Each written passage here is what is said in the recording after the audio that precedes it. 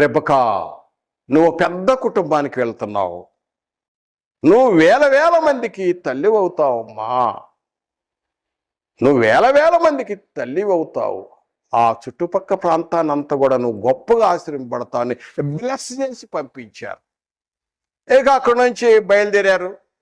ఎలియజరే మరి 10 ఒంట్లు దాకా ఉన్నాయి, ఒక పెద్ద లైను. మళ్ళీ అక్కడ రెబకా తరపున లాబాను, బెతీయుల తరపున మళ్ళీ కొంతమంది సేవకులు వస్తున్నారు. అక్కడ నుండి ఒక పెద్ద కాన్వాయ్, ఒక పెద్ద ప్రొసెషన్ వస్తుంది.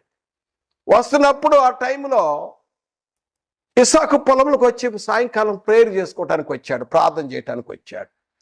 వచ్చేసరికి ఆ యొక్క ఒంటెల మీద వస్తున్నప్పుడు ఆ పొలంలో ఉన్న ఆ ఇస్సాకును చూసింది. ఆ ఒంటి మీద ఉండి ఆ రెబకా అడిగింది, ఎలియజర్ని అడిగింది, అయ్యా ఎవరు ఆ కుర్రోడు, ఎవరు ఆ కుర్రోడు, ఎవరు?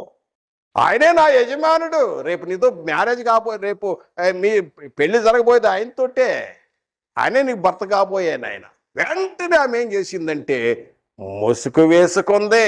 వెంటనే చూడండి రెబకా ఎంత గౌరవం.